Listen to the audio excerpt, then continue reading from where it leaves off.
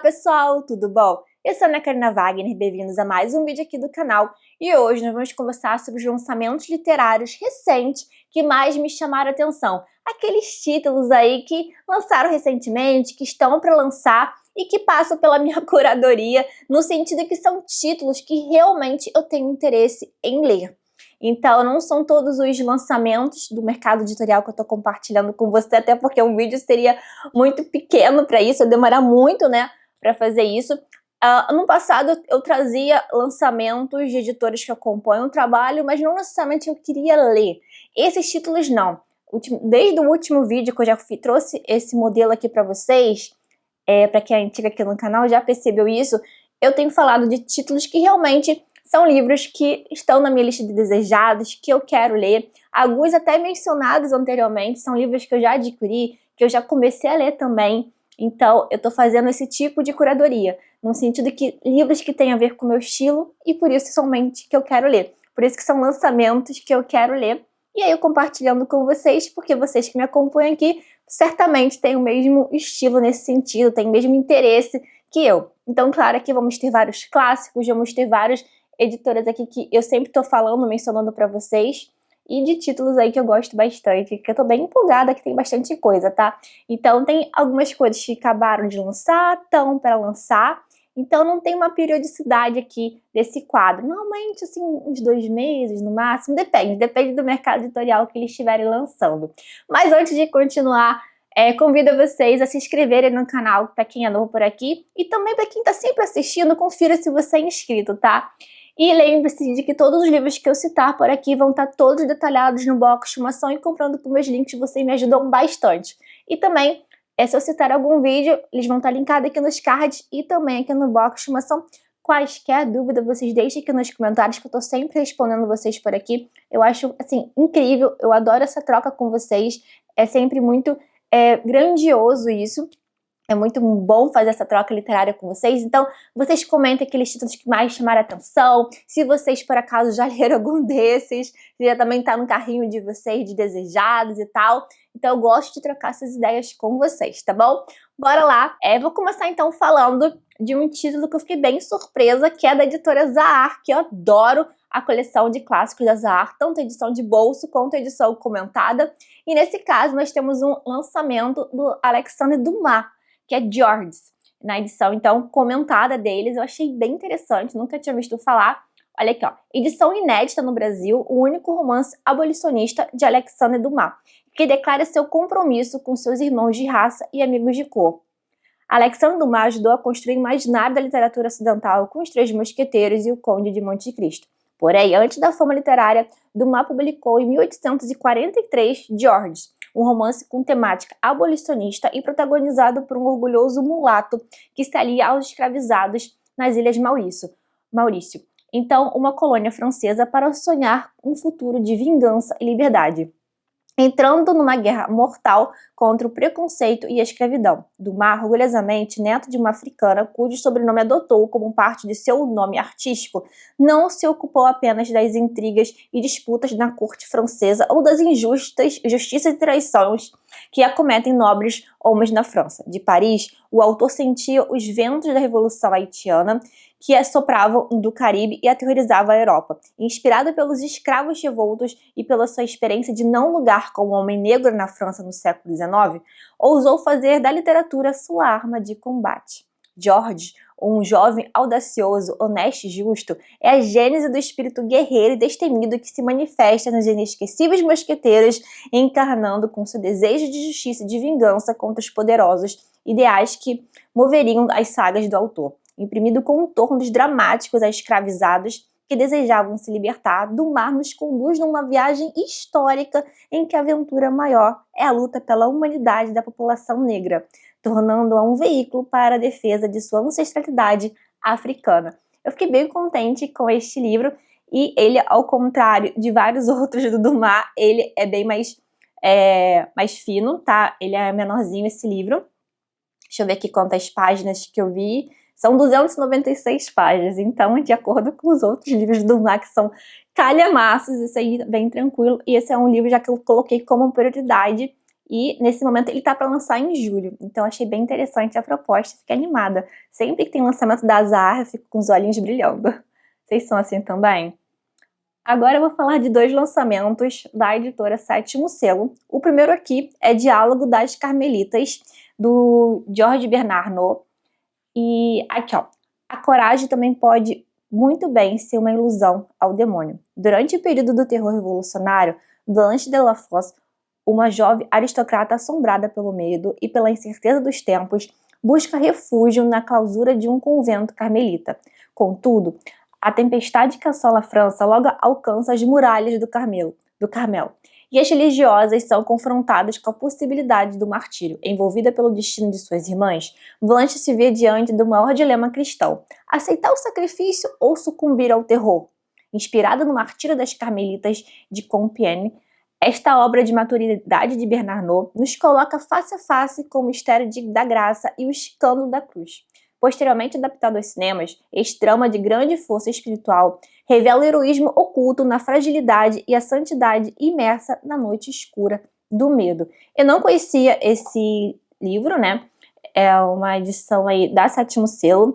O escritor, eu já ouvi falar, né, do Jorge Bernardo, inclusive, eu citei muito ele como uma obra que eu quero ler, Diário de um Pároco da Aldeia, acho que, se eu não me engano, acho que é esse título, naquele vídeo que fez muito sucesso aqui no canal, que são os livros recomendados pelo Papa Francisco. Vou deixar aqui linkado aqui nos cards, caso você tenha interesse.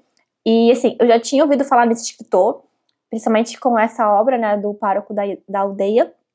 Tem outra também dele, mas essa aí eu nunca tinha visto falar. Então, mais uma obra do Jorge Bernardo sendo publicada pela editora Sétimo Selo. Eu achei bem interessante. Não é minha prioridade neste momento de leitura, como eu disse pra vocês. O outro livro dele é a minha prioridade maior nesse caso aí, digamos, de prioridade, mas achei bem interessante a temática deste livro. E outro lançamento aqui da Sétimo Selo é de um escritor que eu já li, e eu tô até lembrando que faz muito tempo que eu fiz essa leitura, e aí por isso eu acabo não comentando aqui no canal, que é o Joseph Ruth, que eu li uma edição que sai pela Mundarel, que é Confissão de um Assassinato.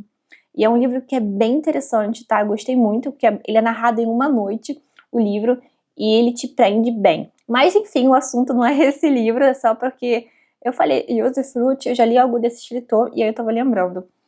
Aqui, ó, a lenda, então, o livro que ela tá sendo lançado pela Sétimo Selo é A Lenda do Santo Bebarrão e Outras Histórias, né? E aqui nós temos um livro aqui de contos. Porque não há nada que as pessoas se habituem tão facilmente como milagres, quando estes lhe acontecem 1, 2, 3 vezes. Esta coletânea de contos e novelas, escrita ao longo de mais de 20 anos, compõe uma grande galeria de personagens dentro de um único mundo.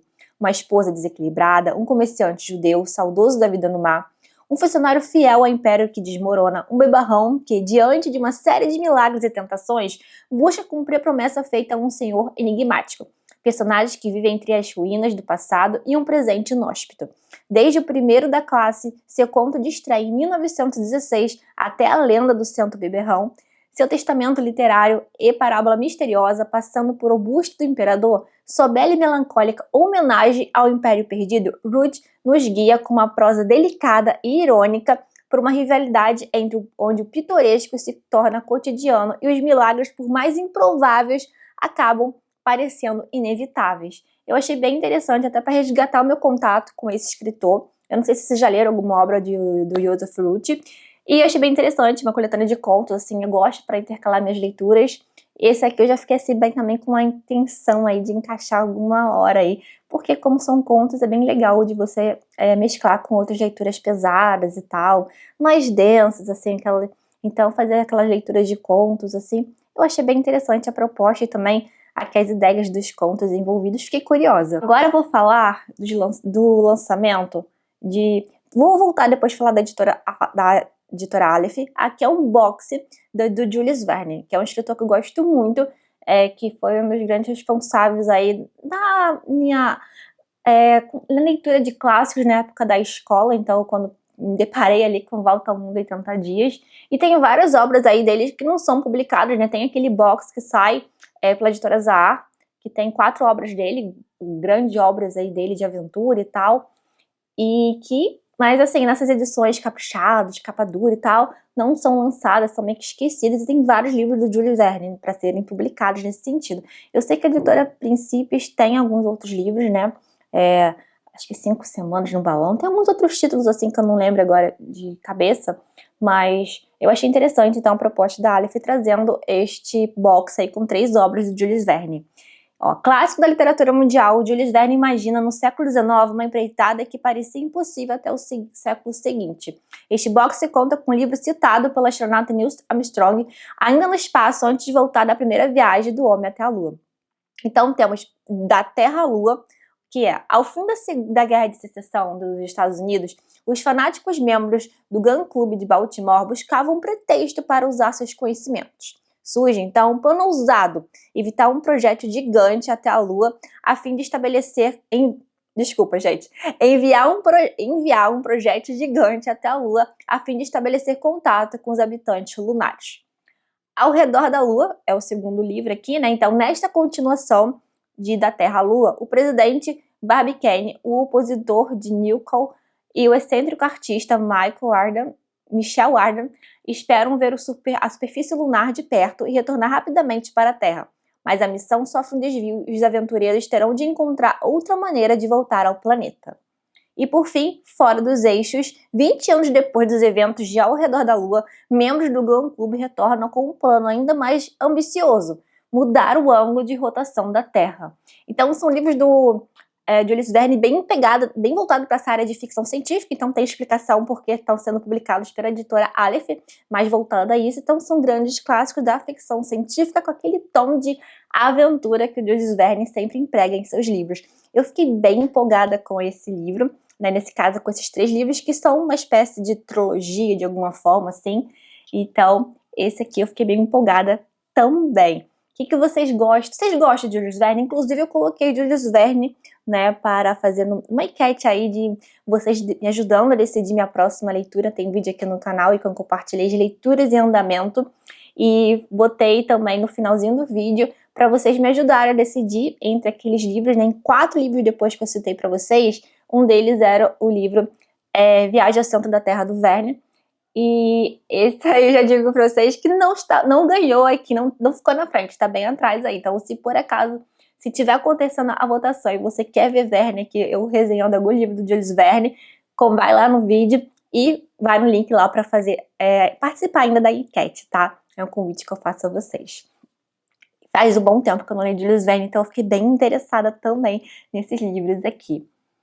O próximo lançamento, no caso, nesse momento que eu tô falando, é na pré-venda, mas como eu sempre falo, adquirir livros da Antofágica, o melhor momento aí é durante a pré-venda. Então, na pré-venda da Antofágica, eles dão 50% de desconto. Então, depois, para você pegar esse desconto de 50%, só nesses grandes... Quem mora em São Paulo até que se dá bastante bem nesse caso, porque tem a Feira do Livro da USP e da Unesp. Então, consegue aproveitar os livros aí que eles levam com 50% de desconto. E, às vezes, alguma promoção da Amazon também pega esse valor, mas demora bastante, tá? Não é sempre fácil conseguir esse desconto.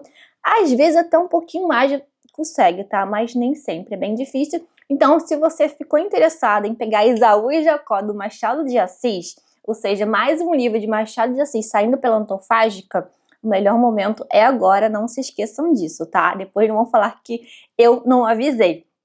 E Esaú e Jacó é um livro que eu tenho muito interesse em ler do Machado, eu tô sempre assim, sabe, deixando para depois. Eu falei, momento perfeito, né? Vamos ver se esse ano eu leio mais um Machado, que faz um bom tempo que eu não leio. Não, vai um tempo nada, gente, tô maluca. Ano passado eu li O Alienista e achei maravilhoso voltar a ler Machado de Assis, mas ler um livro maior, né? O Alienista é um conto barra novela, digamos assim. E aqui nós temos, como eu disse para vocês, Esaú e Jacó. Enquanto aguardava o futuro grandioso para a prole, Natividade Santos gostaria que seus filhos fossem felizes e vivessem bem em família.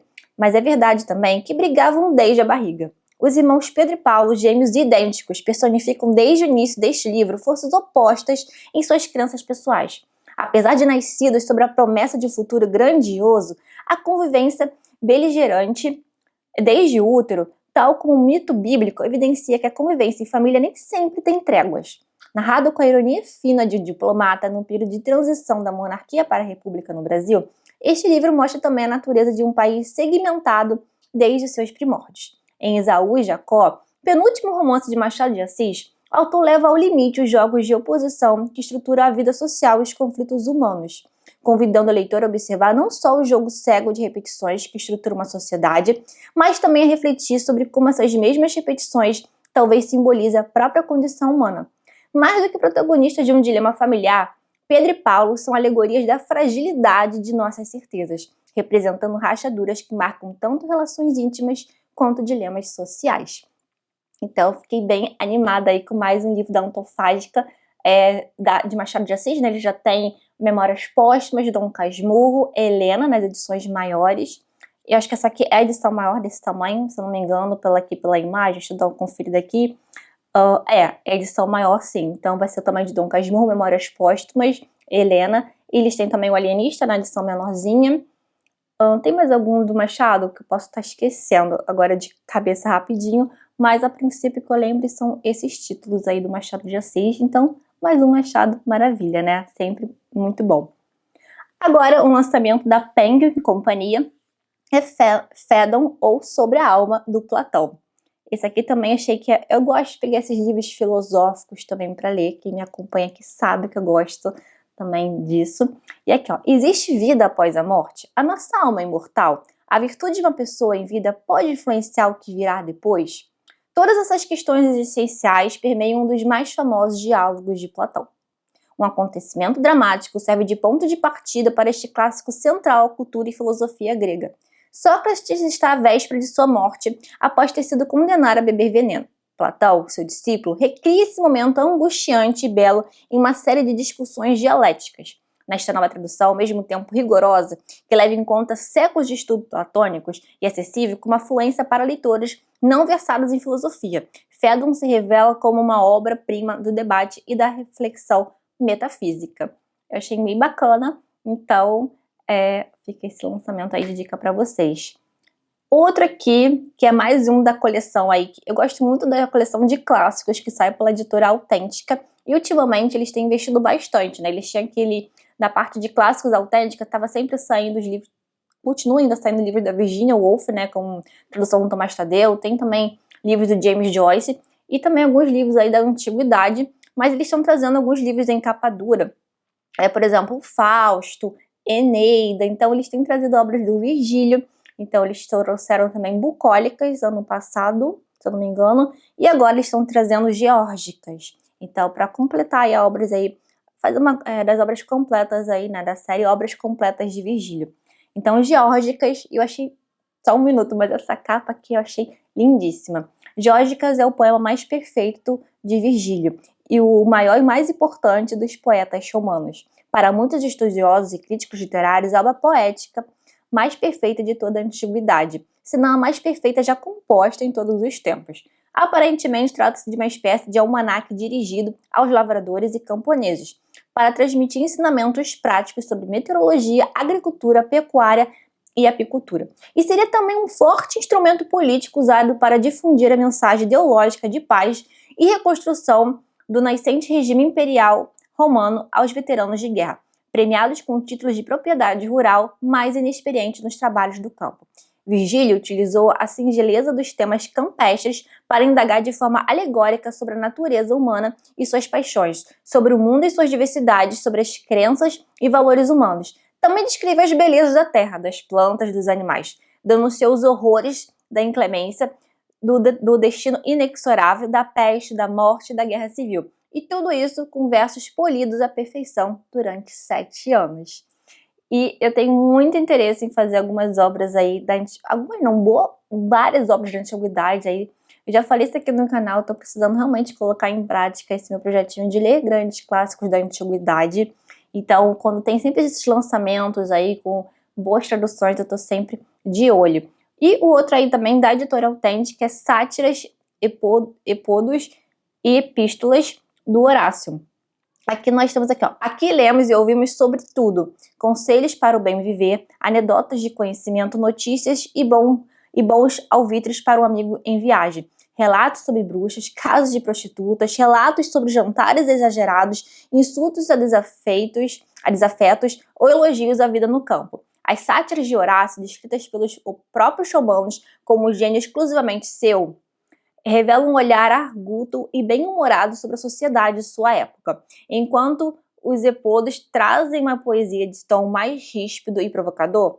Já as epístolas, entre conselhos e observações sutis, culminam na célebre Arte Poética, um dos textos fundamentais sobre a criação literária no Ocidente. Então, como eu disse para vocês, a Autêntica trazendo títulos bem bacanas, né? Agora temos lançamento também, na verdade um relançamento aí numa edição melhor, né? Porque até então tinha aquelas edições de bolso, que estava no mercado ainda da Best Bolso, que é o livro do Umberto Eco, Baldolino. Então ele era publicado pela editora Record e está continuando, mas com uma nova capa. Então fica mais, volta aí, né, a publicação, numa edição mais confortável para ser lida. E eu que estou olhando o nome da Rosa, estou bem contente com isso, porque eu achei bem interessante aqui a pegada, tá?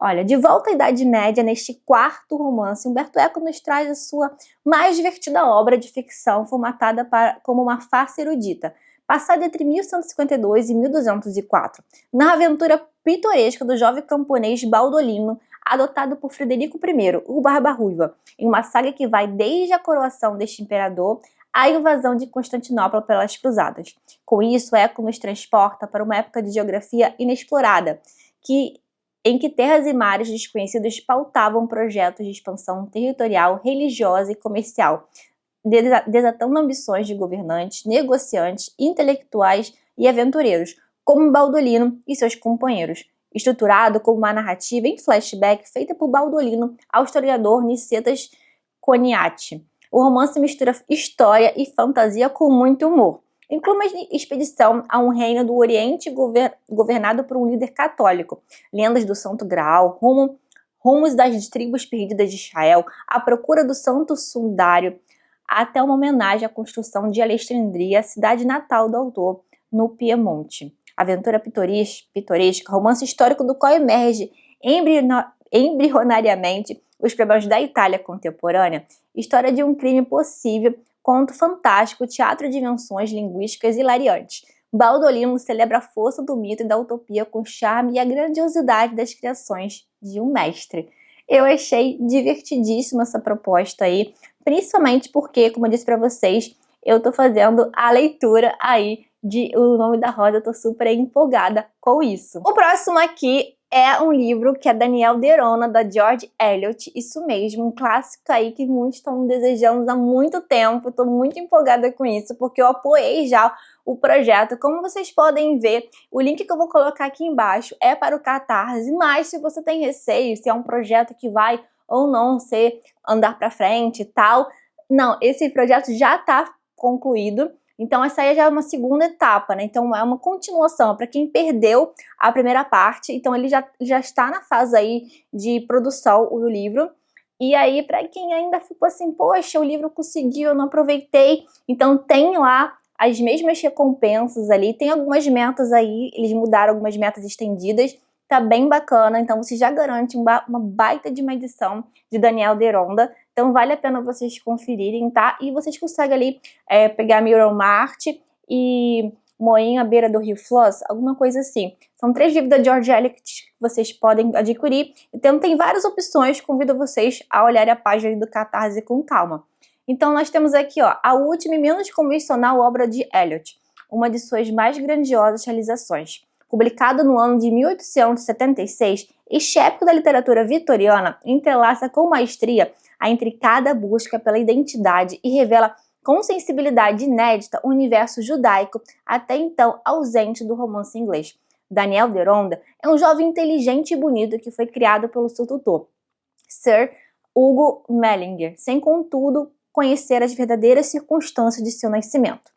À medida que empreende a jornada de em busca de suas origens, seu destino entrelaça-se o de 2 mulheres de naturezas contrastantes. No bucólico cenário da Inglaterra rural está Gwyn, uma jovem de beleza singular e espírito indomável, que ele conheceu quando ela estava jogando em um cassino de hotel. Em Londres, Deronda cruza o caminho de Mira, uma jovem judia imersa em um fortuito a quem encontra no instante derradeiro de um ato de desespero, quando ela estava prestes a se lançar nas águas sombrias do rio Tamsa. Movido por compaixão, ele a salva e gradativamente adentra a vida e os costumes da comunidade judaica londrina, cujo mistério e fervor religioso lhe despertam o inesperado fascínio. Então, assim, estou muito empolgada. Olha aqui, ó. A jornada de Derona leva aos primórdios do ideal sionista, uma revelação que transformará não apenas sua própria existência, mas também o destino daqueles que cruzam seu caminho.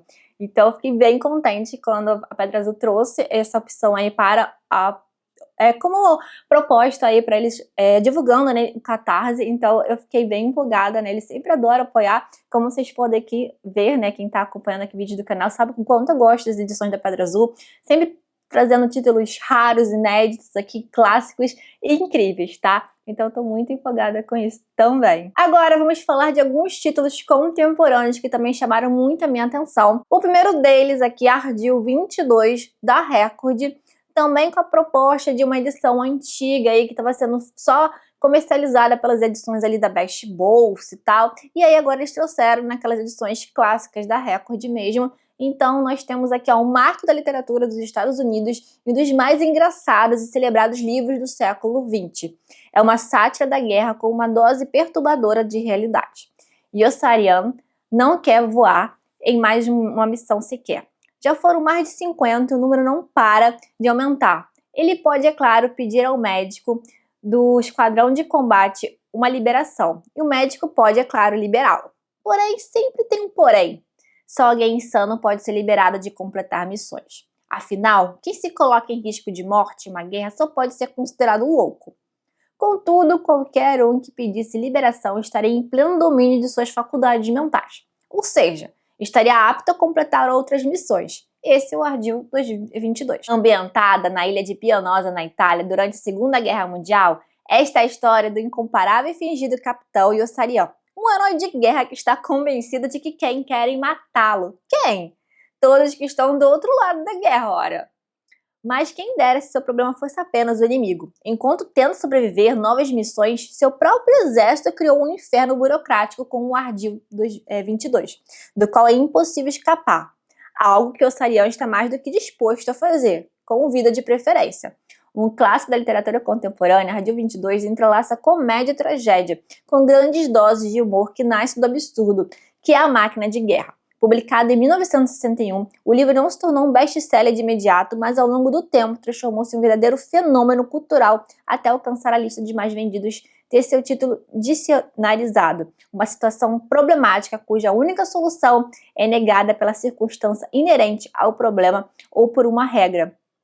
Então eu achei bem legal. É um título que eu já tinha ouvido falar, eu já tinha tido curiosidade, mas assim, nunca me chamou tanta atenção. No sentido, porque eu vi que a edição não ia ser interessante de ser lida e tal. Aí acho que também nunca parei tanto pra ler e tal, a sinopse. Aí eu vi esse lançamento, parei ali, li a sinopse, falei, mas que coisa divertidíssima!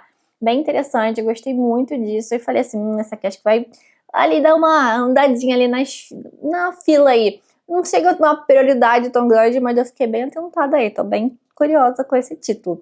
Outro aqui é um título que eu já ouvi falar muito bem há muito tempo, que é o Helter Skelter, que está saindo agora pela editora Dublinense. Então é um livro que eu sei que muitas pessoas estavam pedindo para a editora trazer. Eu já ouvi falar muito bem, um livro de não ficção, assim, um true crime, assim, e que muitas pessoas que gostam de não ficção sempre falam muito bem da escrita desse livro. Pois bem, prepare-se para voltar num tempo e investigar um dos casos criminais mais hediondos da história. Obra-prima do true crime, Helter Skelter é a edição definitiva sobre a investigação e julgamento dos assassinatos cometidos pela família Manson que chocaram o mundo no final dos anos 1960. Escrito pelo promotor que liderou a acusação contra Charles Manson e seus seguidores, Helter Skelter é uma análise profunda e implacável sobre o poder na manipulação, a fragilidade da mente humana e o horror que pode surgir de um carismático líder de culto. Vicente Bugliosi detalha a investigação exaustiva, os meandros do julgamento e os bastidores de um caso que mudou para sempre a percepção da violência na cultura norte-americana. Vicente conduz os leitores para uma narrativa de tirar o fôlego, onde revela como Manson manipulava seus seguidores e os levava a cometer atos horrendos que culminaram no assassinato da atriz Sharon Tate, na época com 26 anos e grávida de seu primeiro filho, além de outras vítimas. A análise do colapso moral e social de uma geração, Helter Skelter expõe os perigos de ideologias distorcidas e da psicose em massa, e as fragilidades morais e judiciárias que permearam todo o caso. Uma verdadeira reconstrução com imagens de época e documentos que transportam o leitor para dentro da investigação e do julgamento. Então, assim, eu gostei bastante de trazer essa publicação. É um livro que realmente já tinha muito interesse, e eu sempre ficava de olho, inclusive, na edição importada e tal, mas eu tava, assim, torcendo para alguma editora brasileira. Tava na dúvida se seria a Companhia das Letras, mas provavelmente era Darkside. Pois bem, Darkside trouxe esse livro. Então, esse aqui é um dos que... Esse aqui que é um dos que provavelmente vai furar uma fila, não sei. Eu queria muito tentar ler esse livro ainda esse ano. A minha prioridade é terminar a leitura de A Sangue Frio, do Truman Capote. E esse aí também tem essa questão, nesse estilo aí de crime e tal, de assassinato real. Tô bem, assim, instigada nessa leitura. Quem sabe aí pro segundo semestre não rola, vamos ver. Próxima aqui é de um escritor que também já apareceu aqui, do Daniel Keyes, que é a Sally 5. Também tem um pouquinho dessa proposta aí, digamos assim, diferente também. Ela é desempregada, divorciada e sozinha em Nova York. Sally Porter está sempre questionando a própria vida. São frequentes as vezes em que acorda no meio de uma enrascada depois de sentir uma forte dor de cabeça e de apagar sem se lembrar do que a levou àquela situação. Quando Sally decide buscar uma solução para esses episódios, o psiquiatra Dr. Roger Ash lhe revela o inesperado. Outras identidades completamente diferentes entre si habitam dentro da jovem. Assim, ela embarca em uma longa jornada de descobrimento, citação, tratamento e integração. Daniel Keyes mostra outra vez que é um dos mais capacitados escritores ao relatar e desvelar as profundezas da psicologia humana. Nessa história de ficção baseada em casos reais, o autor do celebrado Flores para o Algernon e de As Vidas de Billy Milligan faz de Sally 5 uma combinação brilhante dos dois livros. Esse é um outro título que eu também estou só esperando terminar, um outro livro que eu já comentei pra vocês, que é uma leitura que eu trouxe do ano passado, assim como A Sangue Frio, do Truman Capote. Então, Helter Skelter eu só vou comprar, porque eu quero muito ler, mas eu vou terminar primeiro A Sangue Frio, uma leitura que eu também trouxe do ano passado. Daí eu acho que dá pra fazer um vídeo, assim, leituras que eu trouxe do ano passado e não concluí, né? Não sei por que não terminei, mas tá aí, um bom tema de vídeo, fazendo aqui só o comentário. Pois bem. E As Vidas de Billy Milligan também é um livro que eu estava amando, eu li a primeira parte do livro, e tem essa questão das personalidades, múltiplas personalidades, e que eu fiquei bem interessada com essa história. E aí esse livro, pelo que eu vi, mistura 2 outros livros do autor. Então esse também é um que quero muito ler no segundo semestre desse ano. Depois vocês vão me falando aí, chega no final do ano, Carol, você não disse que ia ler esse livro? Projetos, né? A gente vai pensando em ideias aqui e fico compartilhando com vocês. E por fim, né, não menos importante, pelo contrário, é Stephen King, gente, com mais um livro, O Homem Não Para Mesmo, né, que é Não Pisque. Esse aqui é mais um livro com a personagem da Holly Gibney, né, nesse livro, né, então ela tem vários outros livros que ela aparece. E aqui, ó, em mais um romance protagonizado por Holly, Stephen King retorna com uma história que entremeia 2 linhas narrativas. A primeira é sobre um assassino em busca de vingança e a segunda sobre um justiceiro cujo alvo é uma celebridade feminista. Izzy Janis é uma investigadora experiente do Buckeye City que, ainda lidando com traumas de ocorrências pregressas, depara-se com uma carta contendo uma grave ameaça. Em breve o texto alerta: pessoas inocentes serão assassinadas. Buscando desvendar o caso e descobrir quem está por trás disso, ela recorre à detetive amiga Holly. Em pouco tempo, no entanto, a ameaça se torna real. Uma mulher é morta de forma aleatória no parque do subúrbio. E elas têm de correr para que o assassino não execute outras pessoas. Então, essa coisa mais de investigação, aquele lado mais de suspense policial do Stephen King, que eu gosto bastante. Então, pessoal, esses foram os lançamentos literários recentes aí que mais me chamaram a atenção e que realmente eu quero ler. Quando que a gente não sabe, né? Mas que eles entraram na minha lista desejada, certamente entraram. E eu quero saber de vocês, se vocês também se interessaram por algum desses títulos. E ou até mesmo se já leram, já tenham algum desses títulos, porque alguns já foram lançados, né? Como eu disse pra vocês, são lançamentos recentes aí, de 1 a 2 meses atrás. e também alguns que já estão ainda para lançar. Então, deixe aqui nos comentários também aqueles que vocês mais acharam que tem a ver mais com a minha cara, que vocês gostariam que eu lesse e trouxesse pra cá para conversar com vocês. Quem sabe aí vocês me convencem aí a furar minha fila de prioridades aí, tá bom, pessoal? Espero que vocês tenham gostado do vídeo, lembrando sempre que o vídeo termina, mas o nosso bate-papo não. Ele continua aqui nos comentários, tá bom, pessoal? Olha, um beijo enorme, tchau, tchau, até o próximo vídeo.